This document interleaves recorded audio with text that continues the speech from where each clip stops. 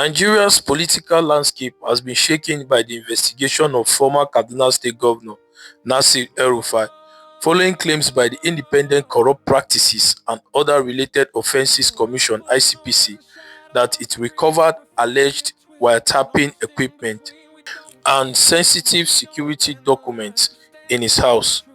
They also said they discovered evidence of financial infractions. This is not just another corruption investigation. It touches on national security, political rivalry, rule of law, and the limits of executive power. What exactly is ICPC alleging? According to court filings before the FCT High Court, ICPC claims a recovery of alleged wiretapping equipment. What is wiretapping equipment? It is an electronic magnetic device allegedly capable of intercepting telephone conversations which were found in El-Rufai's Abuja residence.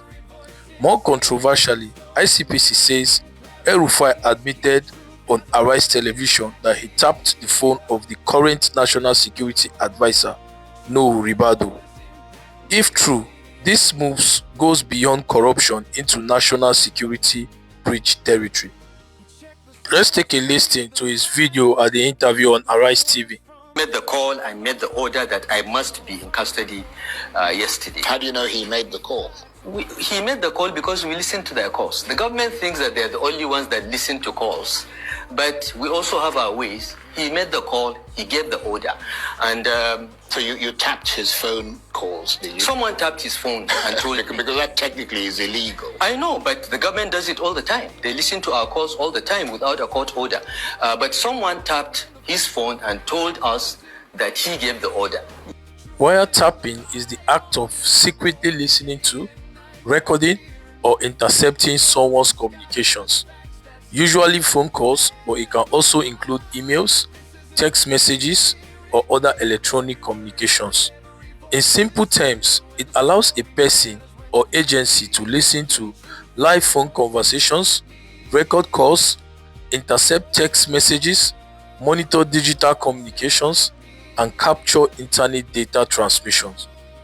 It is commonly used for surveillance in criminal investigations or national security operations. How legal is wiretapping in Nigeria? The Nigerian Constitution of the Federal Republic of Nigeria, Section 37, guarantees the privacy of citizens, their homes, correspondence, telephone conversations, and telegraphic communications. This means that private communications are protected by law. Any interception must follow due legal process. So wiretapping is only authorized by a court warrant, and it is conducted by a recognized security agency. It is for criminal investigation, terrorism prevention, or national security. ICPC also claimed that it recovered documents from various security agencies in Nigeria at El-Rufai's house. Now the big question is, why would a former governor possess classified federal security documents? Were they lawfully retained, or could this be politically motivated exaggeration? Beyond the security angle, ICPC alleges that about $1.4 million are unaccounted for in El-Rufai's administration. Secondly, he also alleges that about 180 payments totaling over 2.1 billion naira has been missing within the state coffer. And thirdly, there have been suspicious disbursements linked to the Kaduna State Consolidated Revenue Account. This shifts the focus back to what anti-corruption agencies are traditionally mandated to investigate: misuse of public funds. But here is where everything connects. If investigators believe financial misconduct occurred and at the same time suspect possession of sensitive documents and surveillance capability, they may be building a broader theory, not just corruption, but systemic abuse of executive authority. Whether that theory holds in court is another matter. ICPC obtained a 14-day remand order from a magistrate court in Buari. El-Rufai is challenging his detention before the High Court of the FCT. claiming violations of his fundamental human rights. The legal fight is critical because it determines how the public perceives this case. If the detention strictly follows due process, ICPC strengthens its credibility. If the court finds procedural abuse, the narrative may shift from anti-corruption enforcement to political targeting. The commission insists it is acting within the law. It also states it intends to file formal charges before the remand expires. The timing is important because prolonged detention without charges often fuels political suspicion in Nigeria. Nasir El-Rufai is not a minor political figure. He is a two-term governor, former FCT minister, a major northern political voice, a long-time power broker within the national politics. When high-profile politicians are investigated in Nigeria, the public rarely sees it as purely legal.